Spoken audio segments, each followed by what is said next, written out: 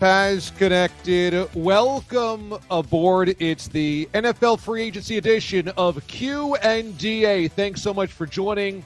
I'm sure there's plenty of questions out there from you guys. What I'm going to do is I'm going to get you through the next half hour or so. So throw in your questions in the comment section. We'll try to get to as many of them as humanly possible over the next 30 minutes. I know you have dinner to get to. We're wrapping up from work if you're on the West Coast or something like that.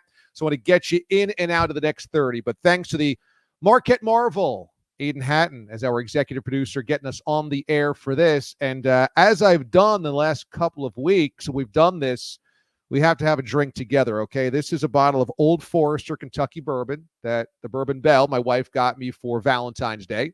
So I am cracking this open, and you will appreciate the vintage glass, I hope. This is a glass I picked up at a flea market a couple of years ago, probably about 10 years ago or so. And this I really like because it was a vintage 1970s glass. But what I loved about it was this is the AFC, and the AFC West, this is the AFC West, so I guess all the divisions, this is from 1976, has Broncos, Chargers, Raiders, Chiefs, Buccaneers. Be like, wait a second, DA, the Buccaneers have always been the NFC, right? If not mistaken, when they came into existence as an expansion team, the Buccaneers and Seahawks flipped AFC, NFC for 1 year. The first year in 76, I think the Seahawks were an NFC team, Bucs AFC, and then they flip-flopped so that they would play everybody in the league, if I'm not mistaken. So that is why this is a collector's item, the Buccaneers and the AFC West. So let me pour myself a glass. Hopefully you guys have a drink as well, a bourbon, a beer, whatever gets you through the night. We'll unwind, talk a little NFL free agency together. Okay, so let's start with some of the news today. Salute, everybody. Old Forester, very, very good. Very smoky, pretty smooth, a little bit of a bite, but kind of woodsy, and I like that. And you know, I'm a little bit of a bourbon snob. It's got to be from Kentucky. That's the only way that I can drink it. My wife went to UK, so I got to keep that level of expertise up. So here's my big takeaways from NFL free agency day number one. The Saquon Barkley news was the one that I think floored most people because he went in the division to the Philadelphia Eagles. If you're a Giants fan, and I grew up in a family of Giants fans, my dad dating back to the Yankee Stadium Giants days. I haven't talked to my dad today, haven't texted him. I'm sure he's going to be very upset because Saquon was kind of the face of the franchise over the last 5 or 6 years, and there was so much hope that he could be part of the turnaround when they got good again. And I understand if you're a Giants fan, that's kind of been the lone bright spot. He's been a star. He's been dynamic when healthy. And now he leaves for the freaking Eagles. It's killer. At the same time, I think emotionally it's hard to digest. Pragmatically, I think the Eagles can have him. And I say that because that's 3 years. That's guaranteed money in there. And you've got to bet that Saquon is going to stay healthy over the next 3 seasons because clearly you're making this move to win right now. Now, the Eagles fell apart at the end of last season. I think Christian McCaffrey really helped out the Saquon Barkley market. And I think the Giants, you can't say today that they're better without him. But I think what you can say is the Giants have so many holes. Investing that type of money in the running back position, especially a guy that's been in the league for 6 seasons, is just not smart. It's just not logically smart. And that goes against us as fans. It's really hard to think pragmatically about things and not emotionally. And you're not really embracing Daniel Jones. There is no other guy that you really feel great about as a star linchpin of the team right now. But man, Joe Shane and Brian Dable have a lot of holes to fix. They've got a lot of places to patch up. And allocating that type of money to a veteran running back who's been unable to stay healthy for most of his career, you just can't. It's illogical.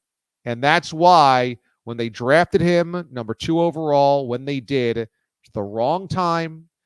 You need to draft that guy at the end of a rebuild, not at the beginning. And they didn't do so. Dave Gettleman, that's a black eye for him. And while Saquon meant to do the right things in the community, be a Giant forever, it's just unrealistic in today's day and age, to me, to keep a running back beyond the first 5 years. B, when you leave for in the division money for the Eagles, it's going to be hard for people to get over. And I saw my former colleague Tiki Barber say, "You're now dead to me, Saquon." Teague is not known for that type of visceral reaction, but I think that's how a lot of Giants fans feel today. Howie Roseman, good luck keeping Saquon healthy because the clock is ticking, man. That's a lot of money, and he's got a hard time staying on the field. Second thing, Kirk Cousins. I think, honestly, there's been a bit of a boomerang effect in the media about Kirk Cousins. Kirk's a really nice guy. I've said this often on my radio show. I would trust him if I went on vacation to take in my mail, to water my plants, to make sure there's nothing sketchy happening in my neighborhood, in my yard, at my door, around my car. But I don't want him as my franchise quarterback. And I think the boomerang has been that it was convenient to rip on Kirk Cousins because he couldn't win a big game and because he wasn't a next level quarterback and athlete in a day and age of next level quarterbacking and athletes. And then as the criticism reigned in and he continued to be such a nice guy, and then he did that whole chain thing and he's kind of like cool Kirk Cousins and he's in on the joke, which is great. I think the boomerang effect was now media members went to his defense because they felt as though there was too much criticism unfairly on him. And I just look at it squarely like this. Do I think I can win a Super Bowl with Kirk Cousins? Definitively no. Definitively no. Do I think I can get the playoffs with him? Sure. And if that's all you're looking for, then that's fine. But I look at the money that the Atlanta Falcons gave him. No doubt, the Falcons had no quarterback last year in Desmond Ridder. They've been searching for one since after Matt Ryan. They're desperate for one, and Kirk Cousins is a starting quarterback in the NFL. He's top 15, top half starting quarterback in the NFL. He puts up good numbers. But a 7-10 Falcons team without a quarterback last year is a 9-8 one with Kirk Cousins. Minus Kirk Cousins last year, they're 7-10. They missed the playoffs. With Kirk Cousins, they're 9-8. They're out in the wild card round. I really believe that. And I know that he's got weapons, Bijan Robinson and Kyle Pitts and Drake London, and they've got pieces, and maybe a new coaching staff helps elevate everybody. But I don't know how you look at Kirk Cousins' career and keep believing that he's anything more than a good regular season quarterback, a very good regular season quarterback. But ultimately, when competition gets bigger and better, he's not the guy to elevate you. And it wasn't that long ago that they won the division, had a home playoff game, and a Daniel Jones-led Giants team scored more points than him. And the final play of the game is him double-checking down to a fullback, a tight end of the backfield that came up well short of the sticks. I just don't think the Falcons got that much better with this. I think it's worth 2 or 3 wins, but that's not significant enough to me to invest that type of cash. The one deal that I really liked, actually, and I'm going to go against the grain a little bit from what I said about Saquon Barkley, is the Josh Jacobs deal for the Packers. Because I think Jacobs has a little bit more tread left on the tire than Saquon. And I think Jacobs for the Packers, I honestly think that the Packers that's an upgraded running back over Aaron Jones. Now, the Packers might be Josh Jacobs away from really being formidable in the NFC. And this is the only time that I would be willing to spend money on a running back is when I thought they were a final piece. I know the Eagles feel like, Saquon might be the final piece. I just don't think that they're Saquon away. I thought there were other issues for the Eagles down the stretch last year, and they proved that they're able to run the football effectively when everybody's pulling the same direction with guys that you don't have to pay nearly as much money for. I think for the Packers, with that quarterback, that receiving core, that offensive line, or that defense, if you have a 1,400-yard, 12-touchdown Josh Jacobs this year, the Packers could be the second best team in the NFC. And I don't know what the hangover is going to be for the Niners, but I think if you are right in that upper tier of Niners, Eagles, Packers, and let's see if Nick Sirianni can coach, I think you could be the second best team in the NFC. And maybe if the Niners have a bit of a hangover, you're the best team in the NFC. I really believe that highly in the Packers this year. So that's why I understood that most. I only believe in spending money on running backs or high draft picks of running backs if that is your final piece of the puzzle. And I think it's close for that to be the case for the Packers.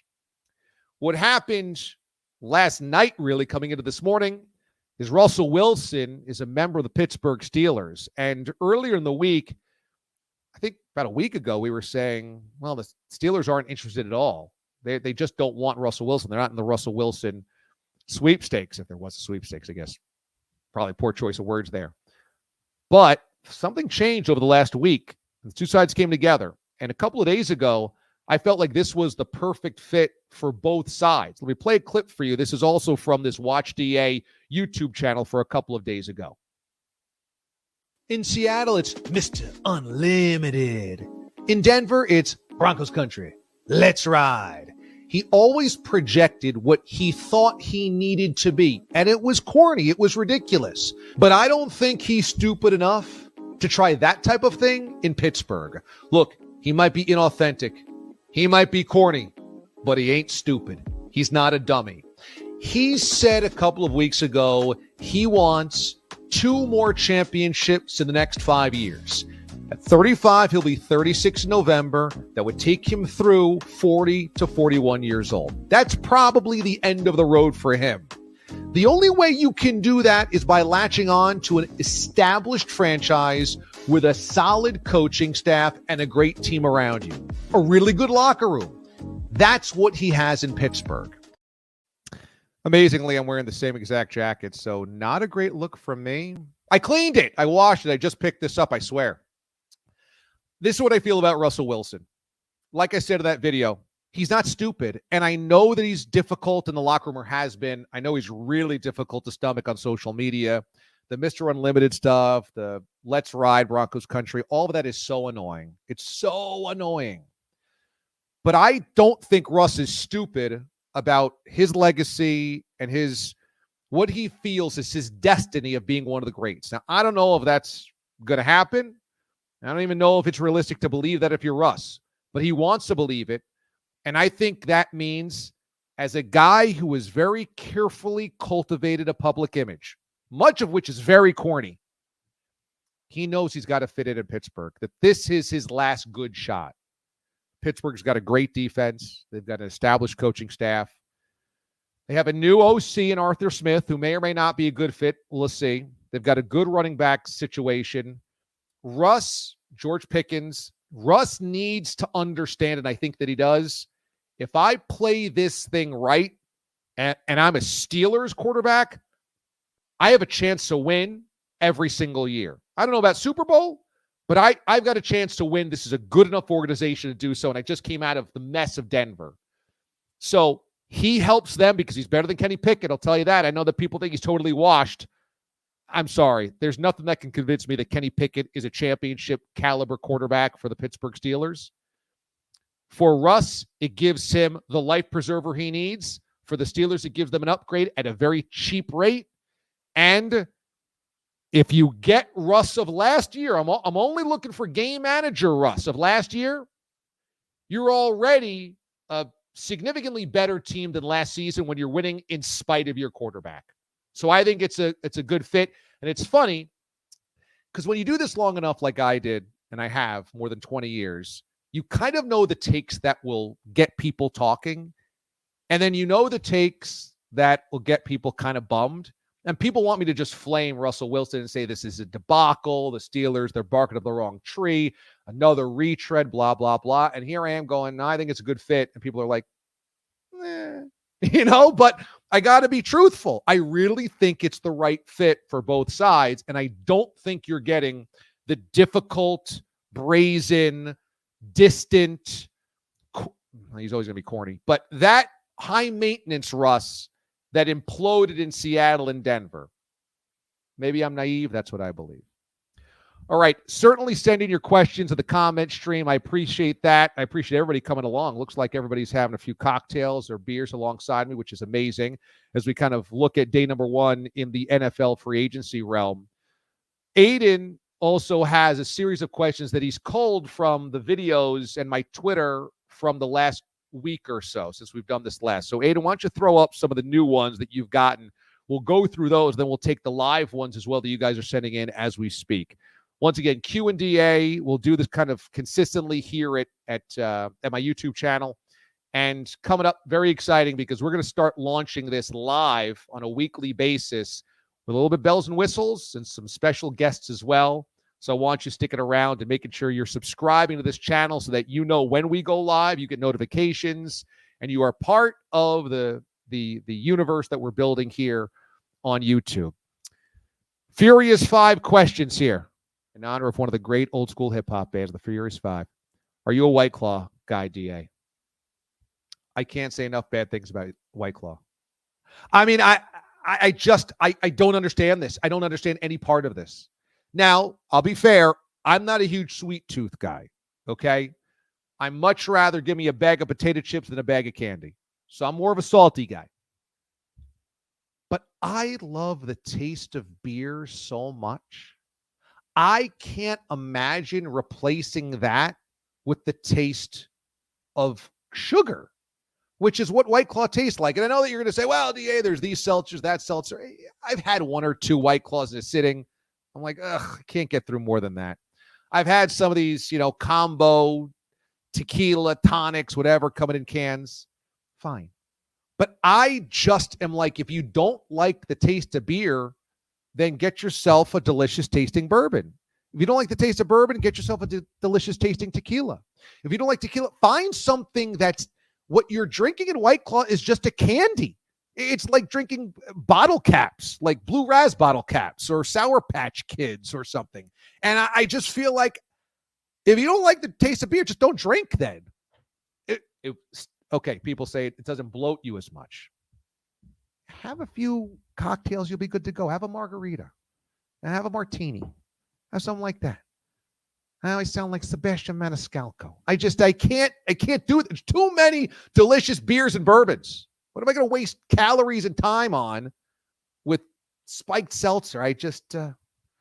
But I'm in the minority because it's everywhere. It's a giant booming business. And so what do I know?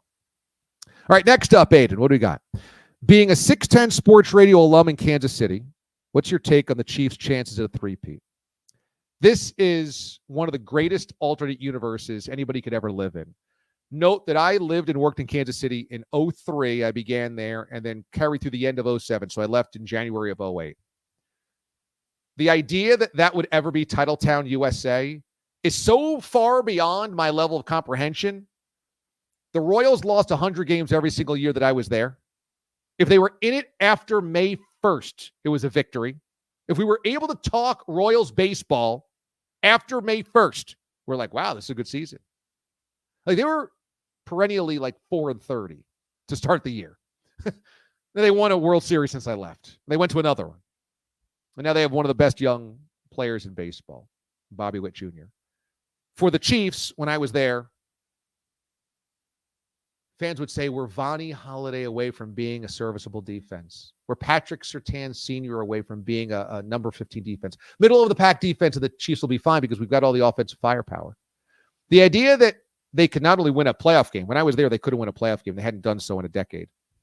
To now, they can't lose in the playoffs is so crazy. And yeah, I think they can three-peat. I think they can because that is one of the best front offices in football. They just got the Chris Jones deal done, along with the best quarterback we've seen, along with Brady in, 30 years since Joe Montana. I love Peyton Manning. Brett Favre was an amazing quarterback. I'm a huge Dan Marino fan. I look over my shoulder. To me, having watched football for 35 years, in some order, it's Montana, Brady, Mahomes. I already put Mahomes above Peyton Manning. I put Mahomes above Dan Marino. I put Mahomes above Brett Favre, any of those guys, Steve Young, Troy Aikman. And I don't say that lightly because you know how much I care about the history of the NFL. But Mahomes' combination of resourcefulness in big games combined with complete ice water in every big game, combined with never let up. There is never an off year for him, along with his physical attributes. I think he's on that type of level.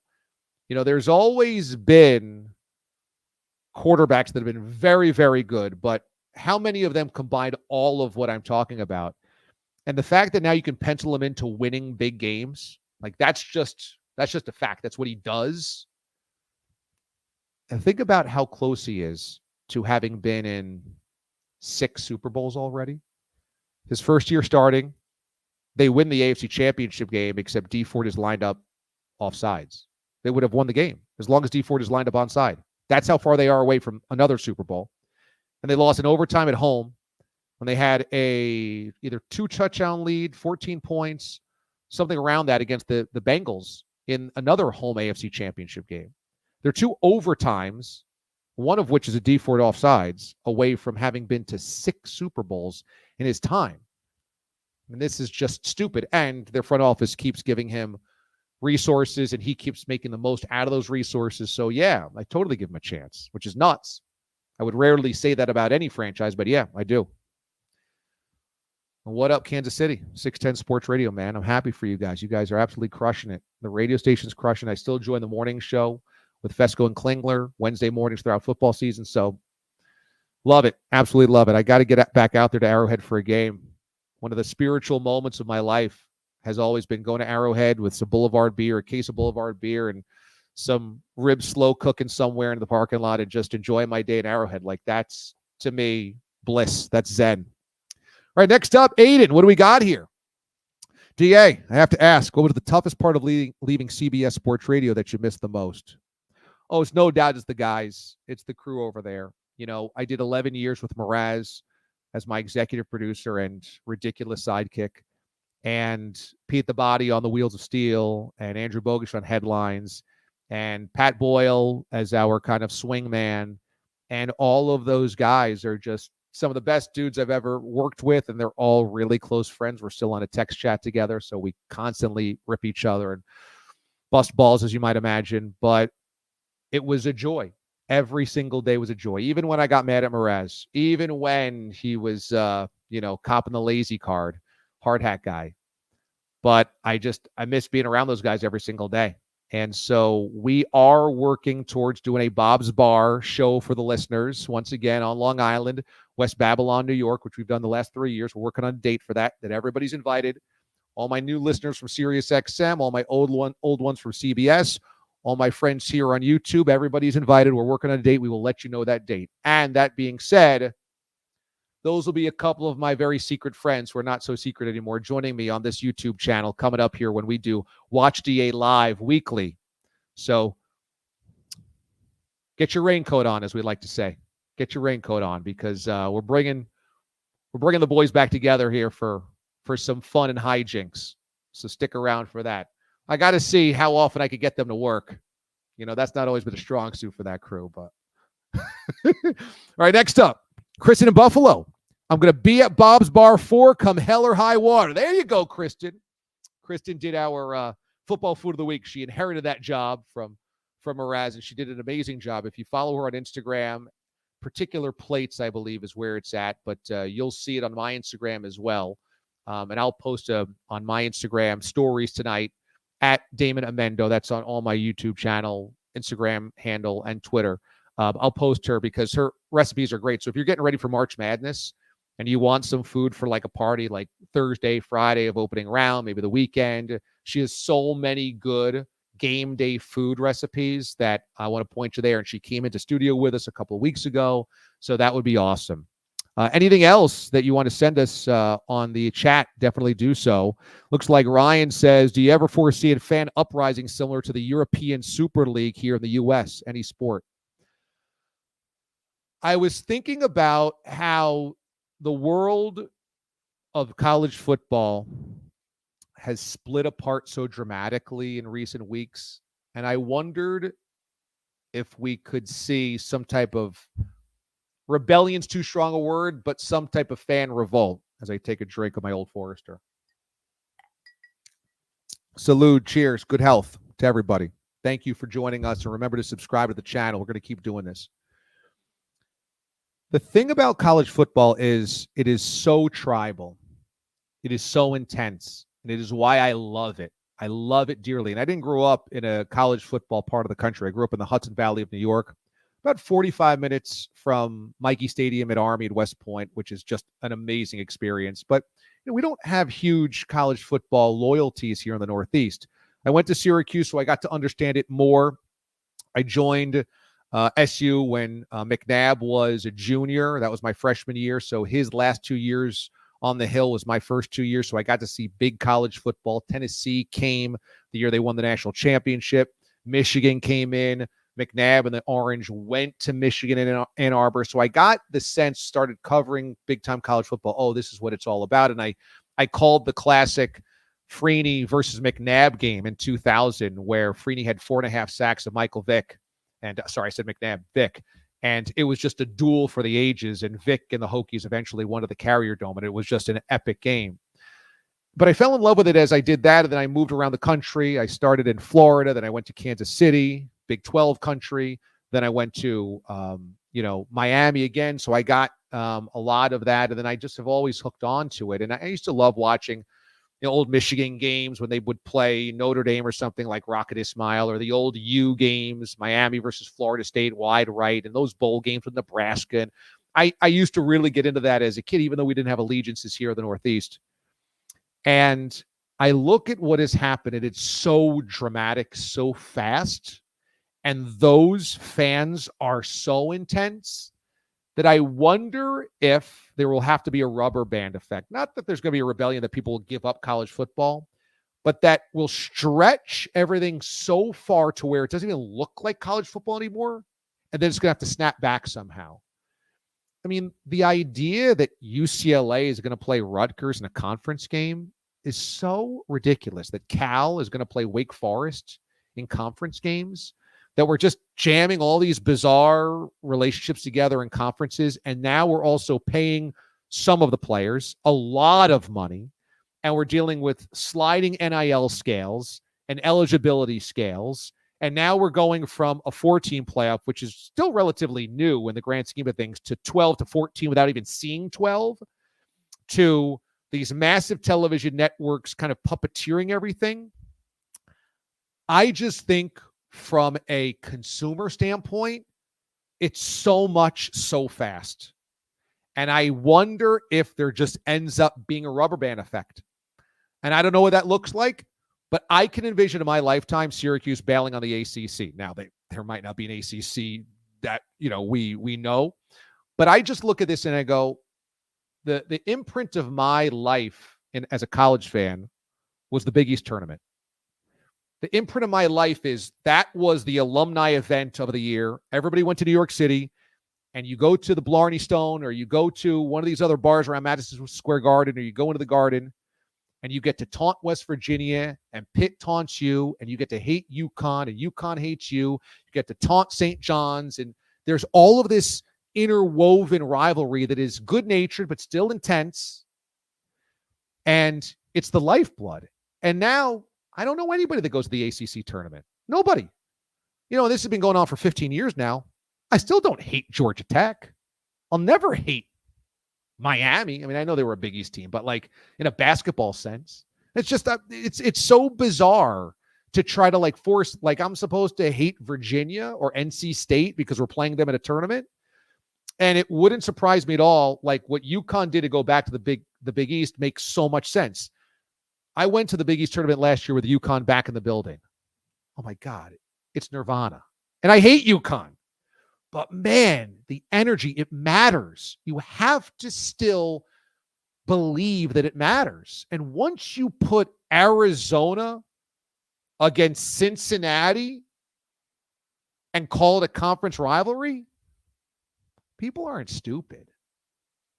I always think this. I think corporations, this slides down to media managers, this slides down to talk show hosts or program directors or people in media. I know we see a lot of lowest common denominator, and I know that can work. But I tend to think that people just assume more people are dolts than they are. And I just think that the powers that be in college football are doing so much so soon that they just assume, people will keep watching because it's football. I think you have to be really careful. The NFL can professionally manipulate things, and there's an understanding that it's still professional football, so we go along with it. I think with college, you have to be really careful of over-professionalizing it. Because once you lose some of that soul of it, that Saturday when you go out at 10 a.m. and start tailgating in the parking lot, 8 a.m., and you wear your colors, and that school across from you is the ones that some of your family went to, or your neighbors went to, or there's real hate because you guys have battled for 50 years. There's game programs from the 50s with you guys together. That's a different kind. It's a different kind of hate. Right there, it's a different kind. You don't want to mix that up. You don't want to fudge with that, if you know what I'm saying. All right, keep sending these questions. We've had a great Q&A already. I said 7:30. I'm going to keep this thing going. You guys have lit it up, and I love these questions. And I want to keep this thing going because you guys have been fantastic, and you guys, the viewership continues to rise. So let's keep doing this. Oh, who's this? I know this guy, Aiden. DA, will you be at this year's Big East tournament again? Hashtag we are Marquette for the Marquette Marvel. I don't know. We now have a 9-month-old in the house, AJ, and usually my daddy duties mean I do the show in the morning, and I come home, and I'm probably home by 1 o'clock or so. And some days we have a nanny, some days we don't. And even when we do, I take over at 3 until the Bourbon Bell comes home from work. And when we don't, I take over as soon as I get home. And I love it. That time is extraordinary. I'm super fortunate to be in a spot where I can spend that much time with him. But also, it curtails my Big East tournament viewing. And it curtails my going out to events. Because if I'm not here, then we got to put a lot of things in motion. And, you ask for that favor. You play that card with grandma once. Then you got to wait until you play that card again. And then you ask the nanny to stay a little bit later one day, but then that means she's got to hightail it out of here the next day. So as all parents in this situation know that I'm talking to, it's a lot of manipulating that Othello board. I don't even know how you play Othello. Othello Harrington. I don't know. But you know what I'm talking about. A lot of strategery. All right, next up, Aiden. What do we got here? Zephyr. Why are you late, Zephyr? Because DA was on YouTube. Now, Zephyr, this is a good man. Oh, speaking of, coming up, we're going to do Watch DA Live weekly. Starting on Sunday night is going to be our first one following Selection Sunday. We're going to do a bracket challenge here for all of our listeners, okay? Make sure you subscribe to the channel for all the viewers, listeners, audience, because we're going to do one big bracket challenge with my crew, and then also all listeners. We'll try to get maybe a few celebrities involved. And we're giving away a prize to the best bracket. I don't have a relationship with Old Forester, but I do have a relationship with some other spirits companies. So we are currently in conversations. I sent a few emails today and got some really good response from some of my friends in the business. We're putting together a really cool prize pack for those that might enjoy, a cocktail or two or want to gift it to somebody else as well, because drinking is not everything. It's the only thing. No, I'm just joking about that. But so make sure you stick around, because we're going to have a bracket challenge for everybody, and we're going to have a really cool prize at the end that we'll send out to you guys and kind of make this the first annual Watch DA Live bracket challenge. So I know that you're staying late, and your boss, I appreciate your boss understanding, but there's a good payoff at the end because you just got to win the bracket challenge for a nice bottle. Okay. All right. The real Jason Elliott says the White Claw bracket challenge. We will not be giving away White Claw. Not on my watch. Not on my watch. All right, next up. Who wins the NFC East next year? That's from Upside Down Mike.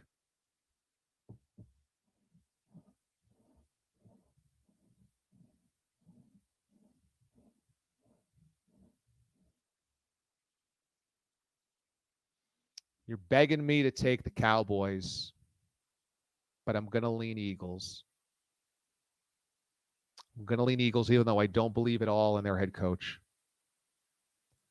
But this Cowboys thing is going to come to some type of cataclysmic end. We know this. We know how this ends. So at some point in time, this implodes on Mike McCarthy. At some point in time, Jerry Jones completes this cycle of looking like a delusional moron. And it's probably this year. I know they've won 12 games in a row, 3 straight seasons, but this can't keep going. At some point, the train comes off the rails. And I'll say this about the Cowboys. I know that there are Cowboys fans out there that just consider me just a blind Cowboys hater. And I'm just going to give you kind of the background of this. I grew up in the 80s, and my dad, huge New York Giants fan. But by the time I'm into the Giants in 86, 87, 88, the Cowboys are really a non-factor. So I don't really hate the Cowboys because they're good. I hate the Cowboys because my dad hates the Cowboys. But as I get into the legacy of the NFL, I'm really starting to get into like NFL films. By the time I'm 9, 10, 11 years old, Road to the Super Bowl always aired before the Super Bowl that was done by NFL Films. Started having my dad for my birthday presents or my Christmas presents buy me the NFL Films on VHS. Started to learn about the old guys. I love Tony Dorsett. Love him. I loved how silky he was as a runner. I loved how smooth he was. And he was a good guy on a team that I saw everybody around me hate, So I like Tony Dorsett. I really grew to love Roger Staubach. So in my bones, I don't really hate the Cowboys. I just laugh at what they've become. And what they become is just a hostage of Jerry Jones. I did a video about this on this channel that you can search back and click on if you'd like. But that we have completely misidentified Jerry Jones. Jerry Jones is portrayed as football's George Steinbrenner. Uh-oh.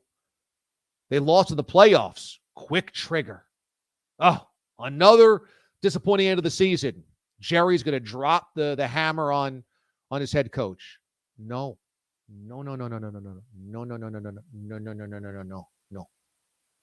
This is not Jerry's priority to win.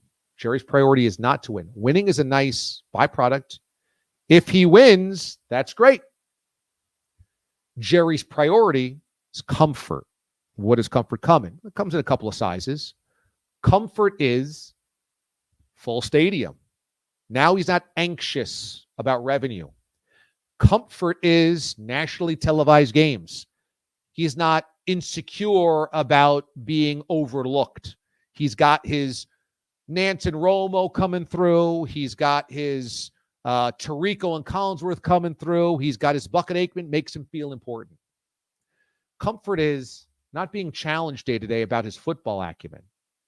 There is a reason Jimmy Johnson took 30 years to get into that Ring of Honor. Jerry was challenged on his football acumen, and he cannot stand the fact that Jimmy looks down on him as a football guy, and that people would compare the two and look at Jerry as the bozo. Can't stand it. It's why he hired Barry Switzer. I will prove to you it's not the coach. I'll prove to you anybody can coach this team to a Super Bowl. And in some ways, he was right. Barry Switzer did win a Super Bowl. But look at the line of hires that Jerry has made since firing Jimmy Johnson or parting ways.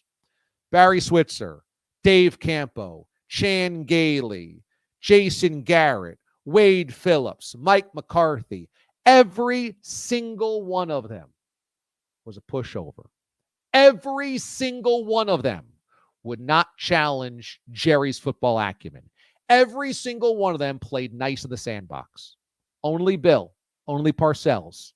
And Jerry needed him as a tool to get his new stadium built. He needed relevance. He needed winning. He needed an alpha so that people glommed onto the Cowboys and gave him the money he needed publicly and all the inner workings to get that deal done. And as soon as that deal got done, Parcells split. That was a deal. So I laugh because this concept that Jerry wants to win at all costs, he doesn't. If he wins, it's great. But all the other things have to take place first. And then winning is nice. So I say that as the backdrop to, as much as the Eagles collapsed, they have a much stronger football spine. There's a much stronger football backbone. The Giants are not there yet. The Commanders are clearly not there yet. It's a Cowboys and Eagles division. I'll lean Cowboys this year. I'll lean Eagles this year. Next up, Matt says, DA, describe Mac Jones' downfall in a DA way. Mac Jones was new Coke.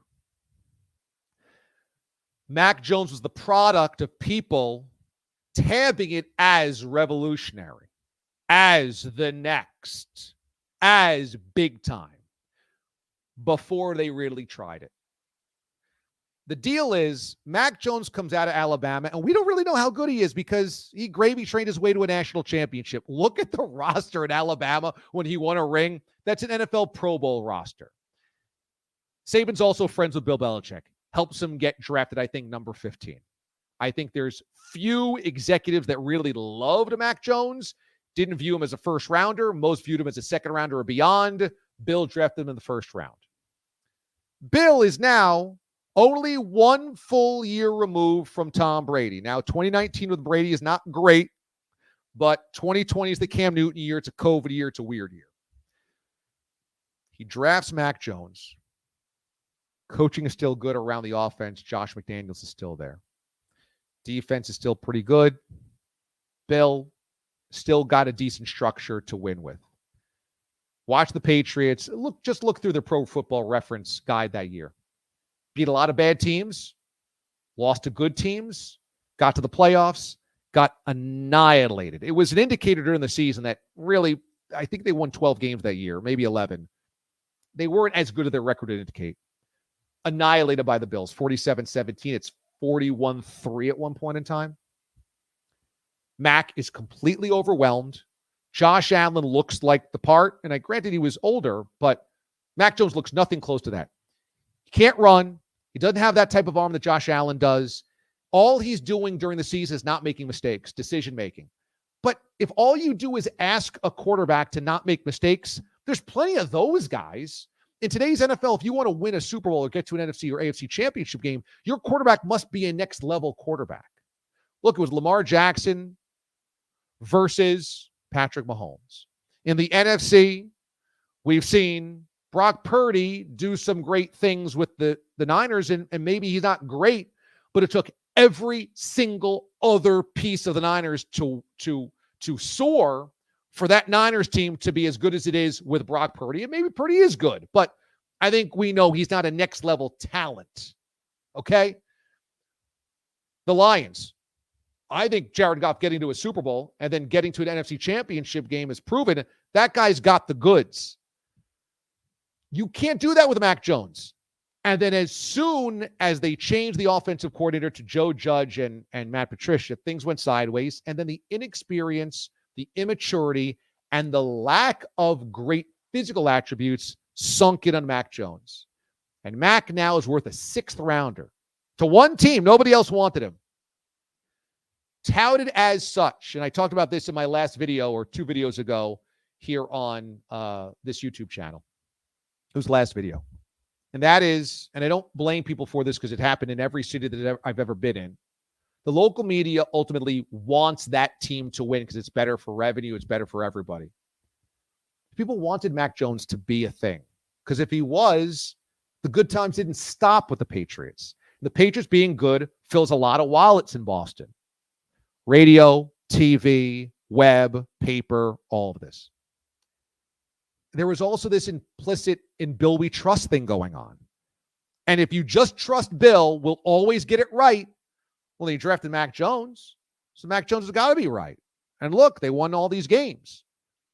If you watch Mac Jones' rookie season, that wasn't real in terms of a next-level quarterback.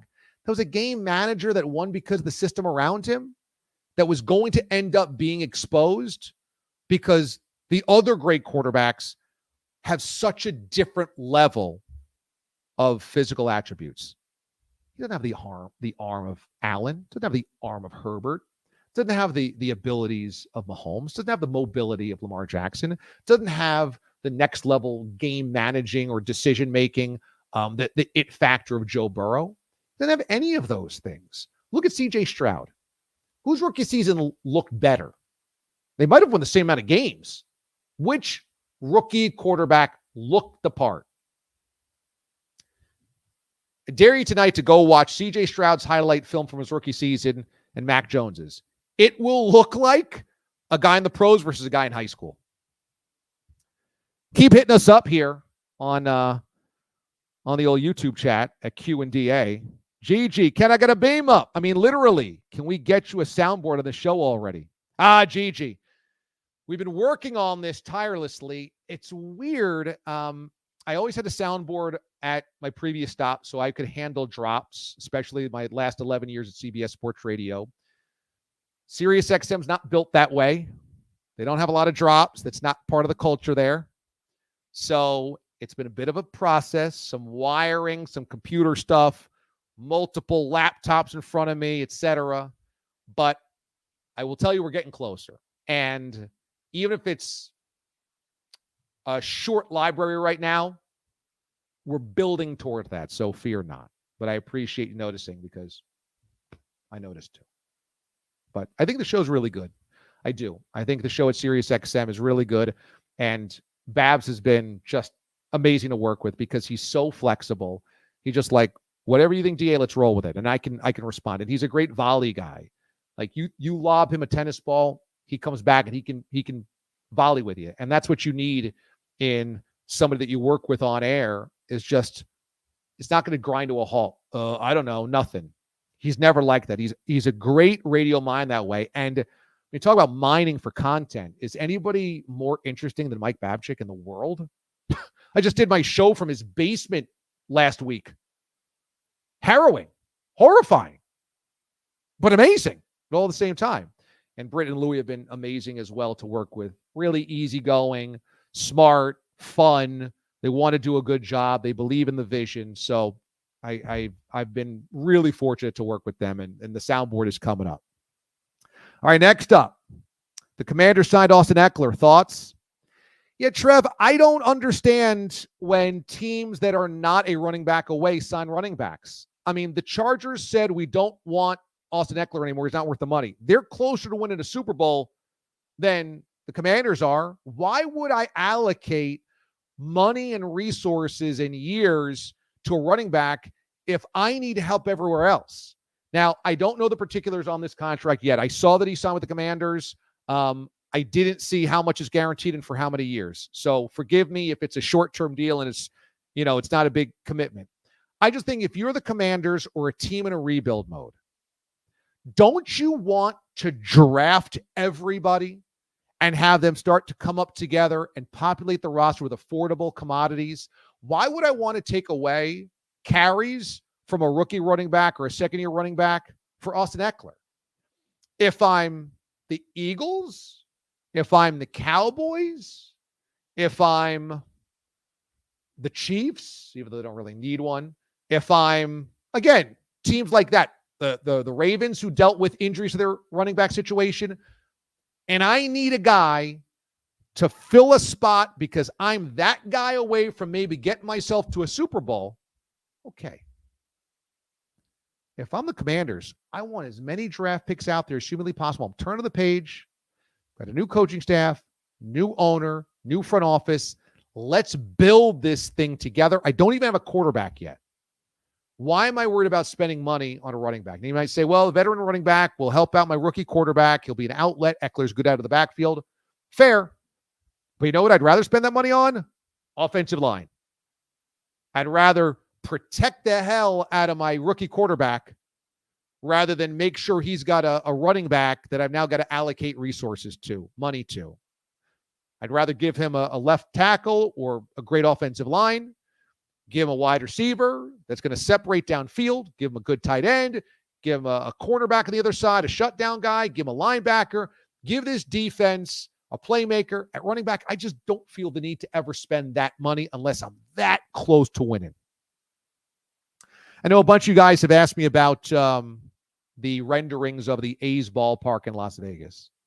And I want to be as fair as humanly possible. I know there's a lot of A's fans that watch me and have come to me because of my rants about John Fischer over the years and my videos about that recently. And the renderings look really good. I mean, they look like the Sydney Opera House, but it's cool. We don't have a ballpark like that here in the States.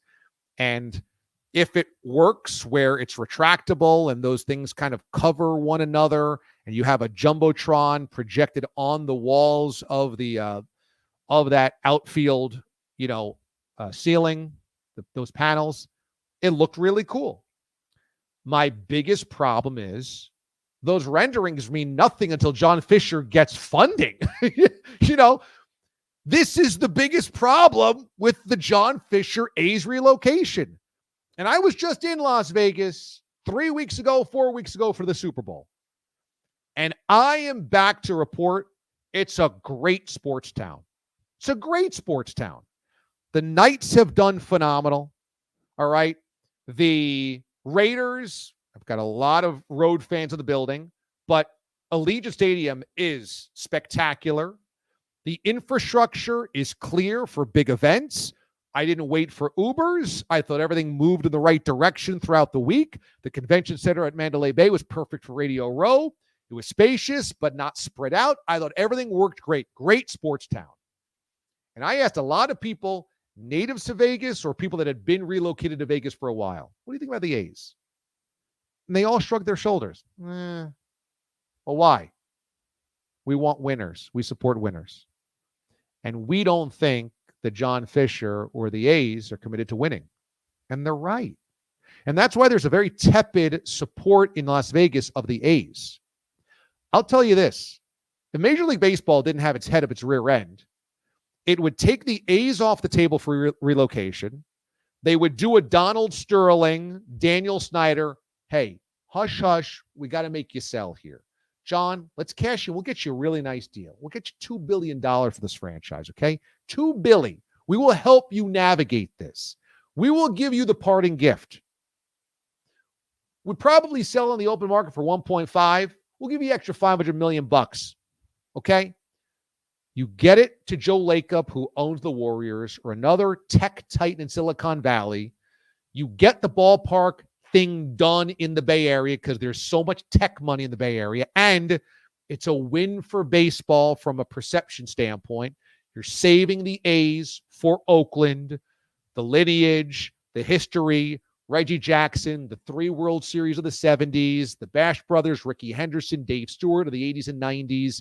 You save the team. Oh, my God, baseball, doing right by a baseball town with baseball fans. And you give the first expansion team to Las Vegas. And you make sure that owner is like the owner of the Knights, who's willing to do things right and run a first-class organization.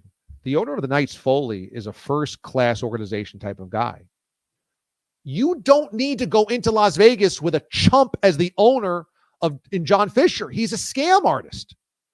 Why waste a great sports market with an owner that can't get out of his own way? So the renderings are late. There's been a lot of controversy about why they were late and what they blamed it on. I won't even get into all that there, but it's so gross. Then when you render it, okay, great, it looks good, but you still need the money to make the ballpark. And until you make the ballpark, build the ballpark, you got to play somewhere else. It ain't going to be in Vegas in 125-degree scorching weather in a AAA stadium. So it's got to be still in Oakland. So the whole thing is FUBAR. And baseball and Rob Manfred, this is shameless. They're basically not standing in the way of John Fischer because they're kind of, they don't want to ruffle feathers of an owner. Force this chump to sell to a Bay Area tech titan. Get that ballpark done there with much better organization than what Fischer and Cavill have. And let the Vegas market get an expansion team in 2030, 2035, whatever that's going to be, and let them start with something fresh and their own and something that has a backbone of winning towards it. You can relocate the A's. It doesn't remove John Fischer. It doesn't remove the problem. He's the tumor. It's not a tumor. All right, I promised another half hour to you, so we'll get a few more of these guys in here. Spencer says, hey, DA, thoughts on the current and seemingly growing trend of public money going towards stadiums? Here in Salt Lake City, our legislator just issued the possibility of nearly $2 billion for 2.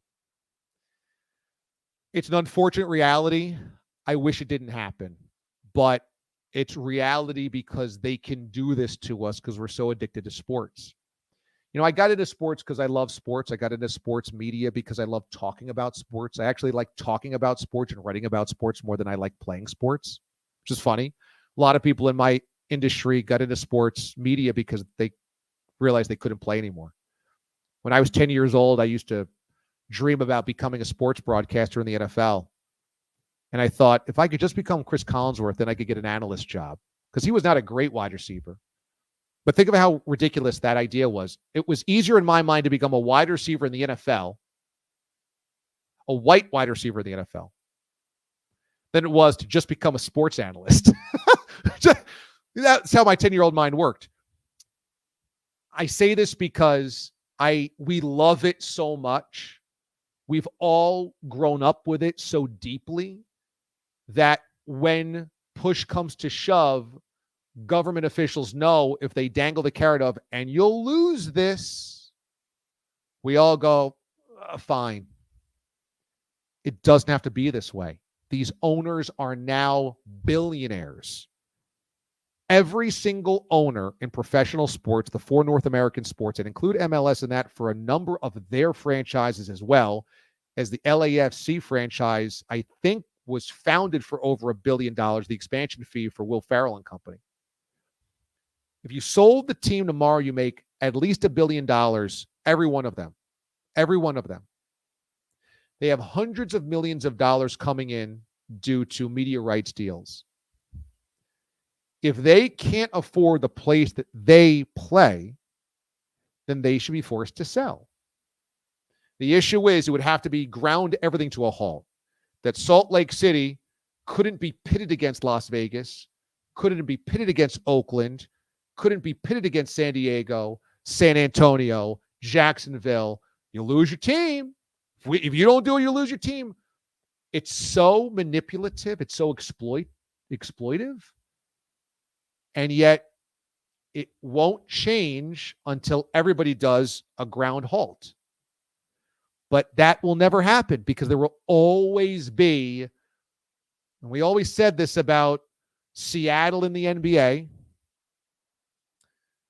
hey, they're going to keep that open so that everybody has to pony up for the new arena.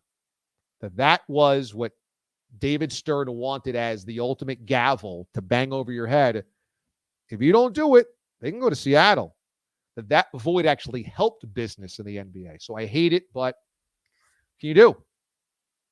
It would have to be a uniform decision not to give any government money to these billionaires, but it ain't never going to happen. And we're dealing with this here in New York. You know, the Mets are my team, and Steve Cohen's worth $17 billion.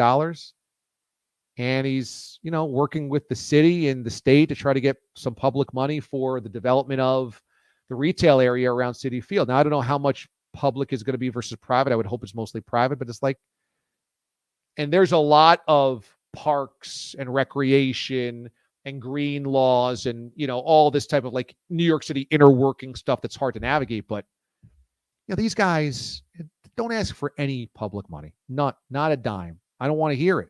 If you can't afford the team in the ballpark, then sell. Sorry. If I can't afford my house, I got to sell my house. I don't go around town going, can you pay for my mortgage? I really want to build an extension. Can the taxpayers help me out? What is that? What is that? All right, I think that's probably going to wrap it up here because I've kept you guys over an hour, but I've done so because our viewership has continued to rise every single minute we've been on the air, and the questions have come in fast and furious. And so I'm telling you, I would do this for another hour or more, but I feel like I'm potentially keeping you guys from your dinners and everything else. So we're going to sign off for now, but what I will say is Sunday night, we're doing this again, the first ever Watch DA live. And this is going to be a show on Sunday nights. We're going to do this every Sunday night and kind of do exactly what we're doing now with Q&A questions, but also takes on the weekend that was, the topics of the day, some taped interviews as well, or live guests, some friends from my years in the business, some friends of the show, etc., to do one big party. So make sure you subscribe to the channel, and we'll keep banging this thing out. And who knows, maybe this week, if more big-time signings happen for NFL free agency, we'll do this again. We'll go live on YouTube to react to it, because today was just a nutty day, but we tried to tackle a ton of the stuff that happened today around the NFL. I got to get to the Soldier Field thing, a dome in Chicago. It just, it makes me so angry and so depressed. And I know there's a lot of Bears fans that actually love this because they're not sitting in the cold, but I'm going to tell you, I've sat in the cold. I've been there, and I would do it again Don't give up your home field advantage, because if you acquiesce that, if you give that up, what do you have? Once you're a dome in Chicago, you might as well be Indianapolis or Houston or Atlanta. There ain't no difference. Is that what you want, Chicago? One of our great sports towns in America? That's what you want? Think about this. Think about it. Think about it. All right. Hey, thanks so much to Aiden Hatton, who's the executive producer of Watch DA Live and Q&DA. The Marquette Marvel doing an amazing job as always. Thanks, everybody, for sending in your questions. I wish I could get to all of them, but we did as many as humanly possible. Unless I was just doing the Micro Machines guy, and it would go even farther and faster. But we'll do this again, all right? This was so cool. It's so inspiring to have all you guys here. It's a big family. I love it. D-Aliens for life. Thanks so much for watching, everybody. I'm DA. Salute, good health, and we will see you next time for Q&DA and the crew here at Watch DA Live. Signing off. Have a good one, everybody.